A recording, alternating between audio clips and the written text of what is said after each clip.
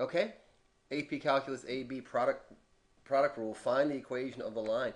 If the function f of x is sine x times the quantity sine x plus cosine x, and we're looking for the equation of the line at pi force 1. So first thing we're going to have to do is we're going to have to find the derivative of this whole thing. We're going to find the derivative of this mess here. And we're going to break it into two pieces, and we're going to call the first piece of it f of x. And I'm going to call it this piece right here, this sine x, is equal to sine x. If f of x is sine x, then the first derivative of sine x is cosine x. You've got to have that memorized, right? This part right here, let's take a look at this.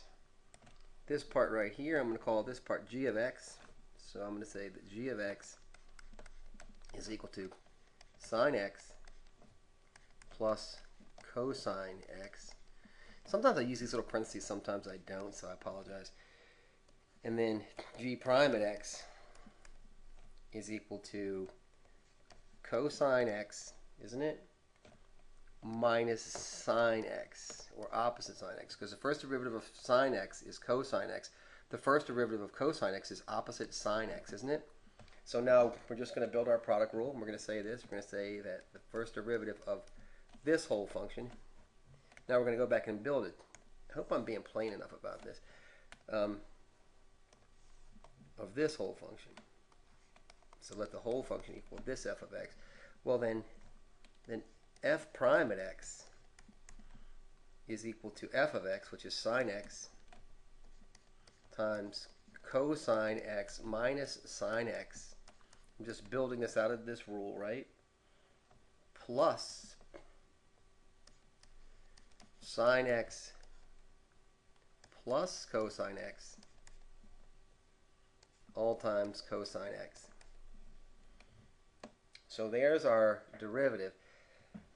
However, it's not quite good enough because on your exam, either in college or the AP exam, they're going to want you to clean up this algebra, your trig and your algebra. So first I'm going to clean up my algebra, and I'm going to distribute to here and to here. And this one I'm going to pretend it's on this side and distribute it to here and to here. And then its simplified version will come out sine x cosine x minus sine squared x excuse me, plus sine x cosine x plus cosine squared x. Okay, where does that leave us? Well, that leaves us here, doesn't it? We have two sine x, we have two of these, we have two sine x cosine x's. That's this one and this one. But we look at this and we have everything.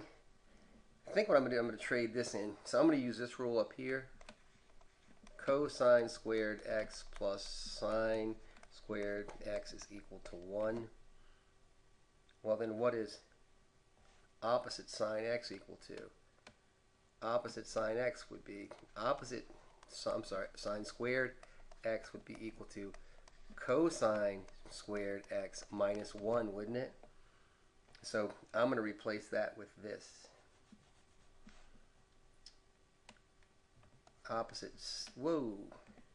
With cosine squared x minus 1 plus this.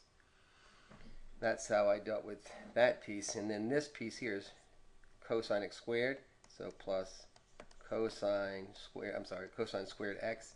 Because cosine x squared is totally different, so I apologize. That we have cosine squared x here, cosine squared x here. So we have two of those, so we have two cosine squared x's here. Right, all I'm doing is gathering up my pieces, and that's my f prime at x. A lot of algebra involved there, but it works out good. So I like it like that. I'm going to leave it like that. I could move this -1 out to the back of it. It doesn't really matter. Now remember, I need the slope of this thing, and they gave us the point. The x value was pi fourths. So we have 2 cosine of pi fourths squared Well, what is cosine of pi force? It is square root 2 over 2 off your unit circle minus 1, right? Plus 2 sine of pi force is also square root 2 over 2. Cosine is also square root 2 over 2. This is right off the unit circle. It's equal to f prime of x. So we're going to find out at this point what is the exact slope. It's really depressing because all this crap work. Look at this. We're going to get this. This is going to turn into 2 fourths. So we're going to have 2 times 2 fourths here minus 1 plus square root of 2 times square root of 2 is 2. So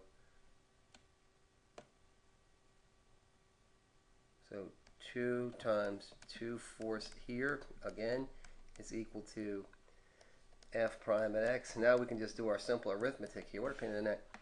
So we know that 2 times 1/2 is 1, 1 minus 1. 2 times 1/2 is plus 1. So we get 1 minus 1 is 0, plus 1 is 1. So f prime at pi fourth, the slope at pi fourth is equal to 1. Seemed like an awful lot of work. And remember, they gave us the point. They gave us the point pi fourth, comma 1. So now we're going to go to the point slope theorem, which is y minus y sub 1 is equal to m times x minus x sub 1. FITBA, fill in the blanks. They gave us the y value was 1. We determined that the slope was also 1. They gave us an x value of pi fourths.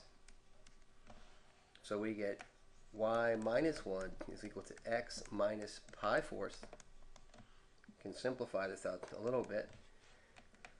Y minus 4 pi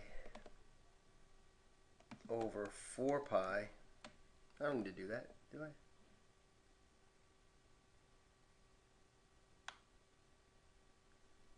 How do I do this? Yeah, I do. I want to do 4 pi over 4 pi is equal to x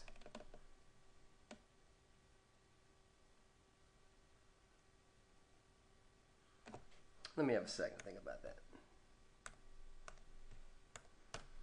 From here on the AP exam, you could just leave it in this form. I'm going to add 1 to both sides and get y is equal to x minus pi fourth plus 1. Alright, so this is an equation of a line, and it's perfect. If this is free response, they take that perfectly.